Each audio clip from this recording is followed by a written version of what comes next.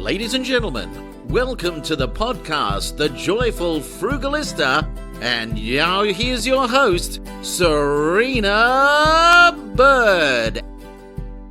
Hello, I'm super excited to share the good news that I have written another book, How to Pay Your Mortgage Off in 10 Years, responds to the cost of living crisis that many people find themselves in. Whether you are paying off a mortgage, you've paid off a mortgage, you aspire to buy a house and have a mortgage, or you know someone who does have a mortgage, this book will have lots of frugal tips and tricks as well as some finance hacks for you. Thank you so much. Hello, Frugalistas, and welcome. Today I have a very special guest. Of course, all of my guests are special, but today's guest is a family member of mine and someone I am quite close to. Now, first I have a favour to ask of you. If you enjoyed this podcast, please share it with a friend. I love comments, like it, share it, tell people, and also follow it on the Joyful Frugalista Facebook group and page. Today's guest is my sister, Springbird. Hello, Spring. Hello. Thank you for having me. You're a bit of a reluctant podcast guest, I know. Thank you. It's a bit nerve-wracking being a guest, I must say. Prefer listening? Yes. But why I have my sister on the guest today, apart from the fact that she is awesome and I am lucky to have probably the best sister on earth, I am a little biased there, was because we share very similar values around frugal living, and in fact, I've learned a lot from her on this trip in various different ways. But first, we were joking about there's some Netflix series about two sisters who podcast or something. Yes. I think it's called Nobody Wants This, and that they talk about like sex and relationships and stuff, which is probably not what we're going to talk about today because they're two single girls and, yeah. Well, we're both married girls, and so that's not so on the hubbies. They might have concerns about that, especially since my husband's editing this podcast. Yes, maybe. But they do have a very good relationship in the podcast. And that's what a lot of it is about, how they have this good working relationship and, banter with each other. Yeah, which does make a difference. So hopefully we're going to have lots of banter today, which I can see we already are. So one of the things that I often do when I come and visit you, and to give context, I live in our nation's capital of Canberra, while Spring lives on the Gold Coast. So when I come up to the Goldie, there's a bit of a ritual of things we often do. Yes. Clothes swapping. Yes. Called Spring's Boutique because I have a lot of clothes that I often want to rehome. And Serina is a very grateful recipient of Spring's Boutique. A very grateful recipient. Likes to come shopping. So it's good because, often you have things that you want to get rid of that you no longer wear. And, it's good to know that they're actually going to someone that is going to wear them because sometimes you give them, we've talked about this while you've been here, you may give them to op shops and you don't even know if they're going to be sold or worn by someone else. You think they might just get thrown in the bin or cut up for rags or something like that. But at least you know it's actually going to be worn by someone and reused. And strangely enough, we have very similar tastes. In fact, we laugh a bit because both of us are avid op shoppers and clothes swappers, and we have the same dress. We have this black and red dress that's the same. Mm-hmm. Yeah. Exactly. Both op shopped. Both op shopped, different times. Yeah. We both have the same fascinator. Yes, which is very strange. Yeah. Yes, very random. I posted a photo of me wearing that fascinator, and I think you didn't even realise at first you had the same one. It took a while. Yes, yeah. And then I was like, oh, I've got the same one. Yeah, very strange. So we've got a few things like that. There's another dress. I can't remember, but I think there's about a third or a fourth. Could be. Yeah. Yes, that was the same. Yeah, exactly. Yeah. Random. And not run-of-the-mill. Like, I think that dress was like Trent Nathan or some designer label. Like, it's not like or David Lawrence or something. Like, it's not like it was a run-of-the-mill Kmart thing that they made, Masses a million of them. Yeah. Exactly. And bought at different times, different places. Yeah, totally different. We've bought each other the same Christmas presents before. Yes. Randomly. But so does Mum and Auntie Julie. Like our mum and her sister will do the same. They'll buy each other the same Christmas presents. And I think in the end we both said, well, we could have just not bought Christmas presents. yes, that's true. That is true. Yeah, one of the things I love about Spring's Boutique is that we're about a similar sort of height. And similar sort of curviness, although you are getting a lot fitter than me right now, so I've got to up my game a little bit. But we know that if it's going to suit me, it's going to suit you, and vice versa. Yes, and especially this time I needed a ski suit to go to Japan because we're going skiing. And for me to buy a new ski suit and have the pants taken up, because we are both slightly shorter than normal people. We are both much shorter than most people. It would cost a lot of money to get the ski pants taken up because there's so many layers and everything. So I just rang Serina and said, have you got some ski pants that I could borrow to go to Japan because I know they'll be the right length. So, yeah, so it's perfect. And I don't fit into them and you do. Yeah. That sucks. That doesn't matter. But, yeah. The point is I don't have to go and buy another ski suit and have the pants taken up. Yeah, exactly. I can go shopping in Serina's boutique. Serina's boutique. I know. Spring's boutique's kind of way cooler, I think, but maybe because it's all new things.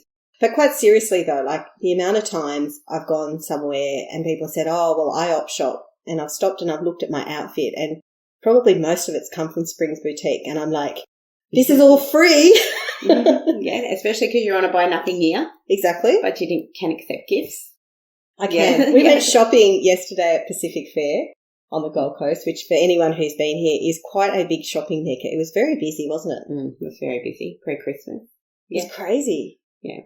Yes. And this was abnormal for me because most years I have a rule that I don't step foot in a shopping centre past the 1st of December. But I did this year. Yes. Well, because you had a special mission. I had a special mission. Signing. Yeah. Oh, yes, I had. Special shout out to Bookface on the Gold Coast, who at Pacific Fair, who very generously offered for me to come in and sign some books. If you are on the Gold Coast, do go and check them out. They've got some wonderful things for Christmas. It was just such a lovely store. It is a beautiful store, and they've got a little cafe out the front. You can have coffee, but yeah, it was beautiful. It's lovely to go to a bookstore because there are not many around anymore. Yeah, exactly. Yeah. So they've got the Joyful Frugalista there and How to Pay Off Your Mortgage in 10 years. Excellent. But we did do a bit of shopping as well, particularly with Mama Bird. Yeah, she loves a shop. She loves a shop. But, it was kind of strange, actually, just to see, like, how much hyper-consumerism is around. But interestingly, most people were in Kmart, where the prices are low. And, yeah, there was heaving, wasn't it, compared to some of the luxury stores that, were empty. Yeah, exactly. And Mama Bird was trying to get a discount, so that was interesting. It took us a long time there. A long time. But I think you can really see the cost of living, even though there are lots of people there where they're actually buying the more expensive items, or they're just buying the things that were cheap and cheerful. I don't know. Yeah, it's hard to say. But on that, we were talking before about Christmas and ways to save about Christmas because it does go a bit crazy, doesn't it? It does go really crazy. And people spending money they can't afford at one time, just for one time of the year, just because it's Christmas. Yeah. And putting themselves under financial pressure. So we've been lucky because I think you, me and Dad, who's in Melbourne, we haven't done Christmas presents amongst each other for a number of years now. Yeah. At least maybe 10, 15 years. Like before we had kids. Yeah. No, we always give money to a charity that we usually all decide between ourselves, and the money we would spend on presents we give to. I mean, I like the Salvation Army because you can buy, a Christmas dinner essentially for several people. But we have also donated to, your local church where they do hampers. Yep. Kippax Uniting Church through Uniting Care Kippax because I know where that goes, and I know that it supports, this year we'll be supporting 500 vulnerable families in the local region. Yeah, so that's what we do amongst our sort of immediate family. So with friends, I say up front we're not going to do Christmas presents this year. We'll more than likely catch up and have a drink or do something else, but no gifts. And I think, it's sometimes hard to have that conversation, but if you can have that conversation up front and just say, this is what we're going to do, then there's no expectation that you're going to turn up somewhere they're going to have a present for you and you don't have a present for them. So can get quite competitive, can't it? Definitely. People really go to a lot of effort and then you feel bad and then you're like, I should do something for their kids. And then before you know it, you've got this really, really long shopping list. It's crazy. It is crazy and it becomes stressful. thinking what are you going to buy, and you've got to go to the shops 1,000 times and battle the traffic and the getting a car park and all that aggravation, where that's not what Christmas is about. I mean, Christmas shouldn't be about that. You should be spending time with your friends and family and all of that, but not it become a stressful experience. And even the online stuff, like I know you can buy things online, but hubby was my Neil was at the post office yesterday picking something up that he'd ordered. And he said the line was crazy because all the Black Friday things are coming in and people miss the postman or the delivery person, and it's still pretty aggro. Yeah, definitely. So that's what we like to do in our family is, just have presents for the children and, the adults just, give money to charity. I was just reading before that the Australia Institute's put out a survey and said that annually about 1 in 4 Australians don't actually like the gift that they receive, and it's kind of to the tune of $1 billion worth of unwanted gifts. It's crazy. Crazy, right? Yeah, I know. So what do you do with that stuff? Does it end up at landfill? Does it end up being re-gifted and then ending up in landfill? You have some funny thing in your office where you re-gift a present you don't want or something. Was it some gift you got you just re-gift on? Oh, we were cleaning up our offices to move. So, we had a bit of a joke that we would just, pass stuff on that we didn't want to throw out and we didn't want to pack, and we would just put it in someone else's box to become their problem. But, because you do get a lot of gifts at work from time to time that you don't necessarily want. Yeah, it's all stuff. But last year we actually had Christmas with family on the Goldie because I don't do it so often because it's a bit of a drive and it's hard getting flights that time of year. But we did do that whole, is it Secret Santa or Bad Santa or Kris Kringle, the one where you give a present and you swap the presents. And you can steal them. Yes, that was lots of fun. I was actually surprised at how fun it was in the family. It was fun, and that's the way to keep costs down. You just say we just buy one present instead of buying, thousands of presents. You just buy one and, set a limit on how much you're going to spend. Sometimes if it's too low, you end up with rubbish, but, it could be $20, $30, $50, something like that. You're only buying one present instead of, however many people in your family. But we do have a family member who likes to gift a toilet roll every year. It goes way back. Yes. Wraps up something from the house, like a toaster or a kettle or something, so you think you're getting something really great, and then you open it and it's something horrible. I wouldn't mind a toaster or a kettle. I'm not saying we're old ones, but the toilet rolls kind of does it. But did someone do a toilet roll swap last year? I can't remember. No, we always get something terrible from the house that we don't want, like a broken pool scoop when no one has a pool, things like that. Fun and games, yes. So do something a bit nice. But I was actually really surprised who fought over what and why. Yes, I can't even remember what it was, but everyone wanted. Yeah, my teenager got a set of craft beer, and we're like, no, you can't keep that. But I want it. It's like, why? You don't drink beer. Like, you can't keep that. Yeah. So I made him give that one up, but it was pretty good. Yeah, but it is good. But it is a tricky time of the year and trying to think of creative ways to keep costs down. I think we've talked about other things like, food is always a big cost. It is. And how sometimes you feel pressured to buy food that's expensive, like prawns and that sort of thing, when, does everyone really love prawns? We had a lot of prawns last year, and I was staying at my sister's at Springs Place, and on Christmas Day you were caught in that horrible tornado. You were without power for... Well, a month in the end. Yeah. So a lot of those prawns didn't survive, the leftovers. Yeah.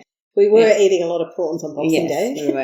Yeah, we were. But it's the same thing with the ham. Like, you end up with this massive ham that, you bake or whatever in this hot weather when maybe only a handful of people that are coming actually like ham. So maybe it's more cost effective to just go and buy some slices from the deli of a really nice leg ham rather than have the whole big thing that you're, then pressured to eat over the next, 2 weeks when you over ham, make it into 1,000 quiches and omelettes and pizzas, and what do you do with ham? Toasties, lots of toasties. Lots of toasties. But, there might not be that need. You may only have four or five people for lunch when you've got this massive, ham. The same thing with turkey. How many people actually like turkey? Turkey's really hard to cook well. And it's hard to cook well. Do people just prefer chicken? Maybe we do. I have visions of Kath and Kim there with their Da Vinci Code episode, the Christmas one where they end up with something that's not really quite chicken breast in there. Oh, yes, the chicken fillet. Yes, yes. Yes. But I think you had an idea about turkey fillets rather than the whole turkey. Oh, yeah. So my in-laws always buy the turkey thigh roll, and they actually cook it all up the night before. My father-in-law used to be a cook in the Vietnam War in the Navy, and he's a very good cook. And actually they're really nice because they're quite flavoursome. They're more flavoursome than the breast, and they're more moist than the breast, and they're much more affordable. Of all the different options, they're probably the most affordable. You can buy them frozen. And they're just really easy, so just bakes them up the night before and serve them sliced, and people help themselves. So I really like that too. But I do like my ham, and what I tend to do, and I don't know if I can do it this year because we're going to be away at Christmas, overseas at Christmas, back to Taiwan, but I do like to go out and buy a ham on special after Christmas Day. Yeah. You can usually get them half price or significantly reduced. Yeah. And then we cut up a lot of it and put it in the freezer straight away, and we always keep the bone. And when we hit autumn, the first kind of cool weather in autumn in Canberra, we make a ham and pea soup, and my husband loves ham and pea soup, and that is super cheap because the main ingredient there is split peas, which are very, very cheap. And you've already got the ham. We've already got the ham. We've already got the ham bone, so that's really good. Yeah. Sometimes I go all out. I think this year I bought more than one because I had someone special and I got a bit greedy. And I think they had like these mini ones this year, like or after Christmas, I guess technically last year, but like tiny little mini ones as well, and they were really, really handy. But yeah, there's only so much freezer space. Exactly. Well, we did talk about making a plan for clearing out your freezer before Christmas so you do have room for the leftovers, because you were even saying you can freeze pavlova. Yeah, and I you was can. Like, what? You can freeze pavlova? So you take the fruit off, and some of the fruit you can freeze separately. Like watermelon actually, for instance, freezes really well. I freeze my watermelon. If I buy a whole watermelon, I'll cut, because I love watermelon, and hubby's always like, don't buy a big watermelon, you'll end up wasting it. So you can actually, I'll cut up half of it and immediately cut it into chunks and put it in the freezer, and it's great for juices or smoothies. It's really nice. But so certain things actually freeze well, like strawberries and berries, they freeze well, but do them separately. And the rest of that, the pavlova, you can sort of all mush together and freeze. And it's a different thing. It's more than like a frozen dessert. So it's a different type of thing. But you just got to take the bits off a bit. Yeah. So a lot of things you can freeze. Yeah, so that's a good idea. But yeah, be prepared, like free up the freezer space. Eat out of the freezer for a couple of weeks before Christmas, which is also good for your finances. And then save some money, eat out of the freezer, and then you've got the room for all the leftovers. Yeah, exactly. I'm trying to actually run down the freezer as it is because we're away. And so a couple of weeks before we're away, I start saying to the family, look, just let's not buy a lot of stuff because there's no point. We're not going to be here. Because I'm also worried this year about power outages and energy outages, because I think there's a real issue. And I don't want to come back to a freezer full of food that's ruined. So I remember one of my friends was caught in the fires that we had in late 2019, early 2020. She lives down on the south coast, and she said she had the whole Christmas ham all ready for New Year's Eve. Just all gone. Yeah. Terrible. So sad. Yeah. It's awful. But so that's our Christmas discussions we've been having. Yeah. What else did we talk about? Wrapping. Wrapping. Yes. I always get all my wrapping paper, like the hams on Boxing Day. Never pay full price for Christmas wrapping, and try to get something that's plain, not necessarily Christmassy. So it might be, white or gold or silver, and then you can use it for presents during the year, like birthday presents and ribbon, all of that sort of stuff. But then we talked about some other ideas, like, getting some butcher's paper and getting the kids to draw on it, or if you're crafty, you could draw on it, or put stamps on, or any sort of thing. And you like brown paper? I love brown paper. Brown paper wrapped up in string. If I'm feeling particularly arty, I might put some ivy on it. There's usually people who've got like lots of ivy growing that's like weeds, and I used to have some in my old house. So it's like people usually think you're doing a bit of a favour, or it could be, a bit of, pine stuff or something. You're in Queensland, I don't know, maybe hibiscus or something. Something that's in that kind of theme. But brown paper is just very versatile, and it usually breaks down really well in your garden, like you can put it in your worm farm or things like that. Yeah. And that's the problem, I think, with some of the really artificial ones, like the foil ones. They just... Oh, yeah, they don't break down. They don't break down. You toss them out and then they're sort of gone. So I quite like that. And then we were talking about the idea of wrapping things in fabric. Yeah. You said there's a Japanese... There is, and I can't remember the term, but you can YouTube it. But there's this whole art form of how you make things beautiful, and then the fabric itself is an art form. Yeah, yeah. Or even a tea towel, like if you've found a beautiful tea towel that you want to be part of the gift and use that to wrap it with, some nice string or something. I have rolls and rolls of Christmas and other paper. It's a bit embarrassing, but because I'm active in my Buy Nothing group, I find that wrapping paper is something people are always giving away. Because I'm in an inner city location where people are always moving in and out.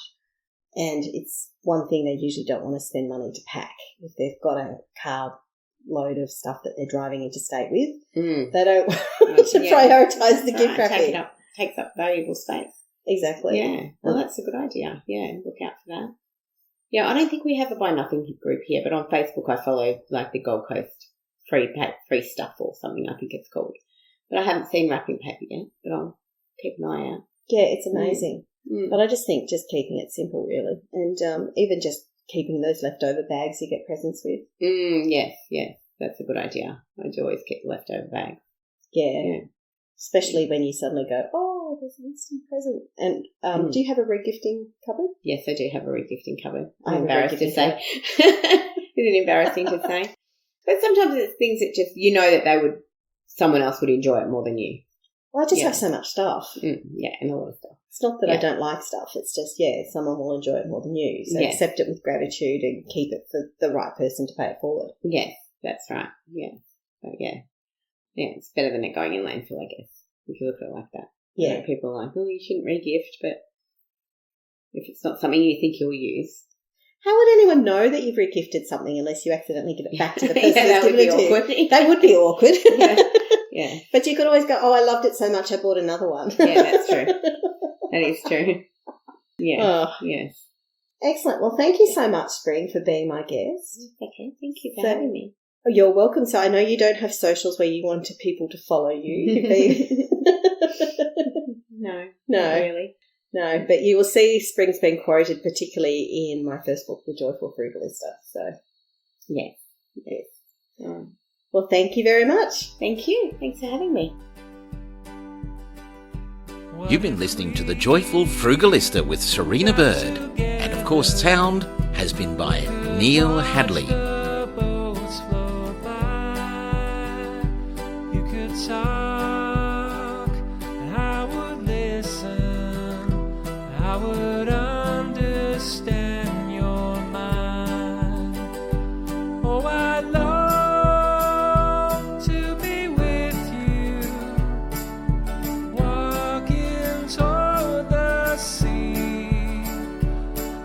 Times when I'm lonely, you could be the one to comfort me every day. I am thankful that our separate paths have crossed. Every night I lay my head down, I know I'll never so lost.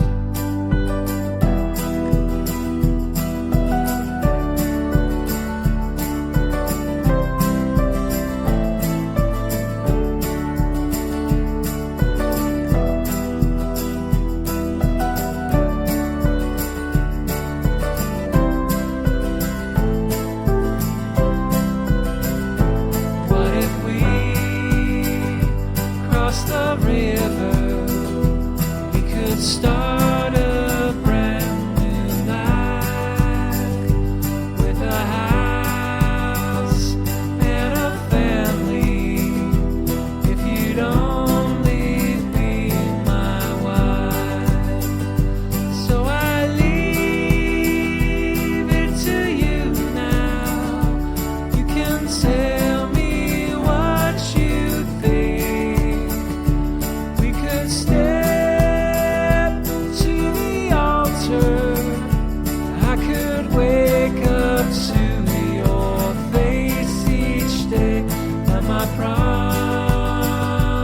promise to you.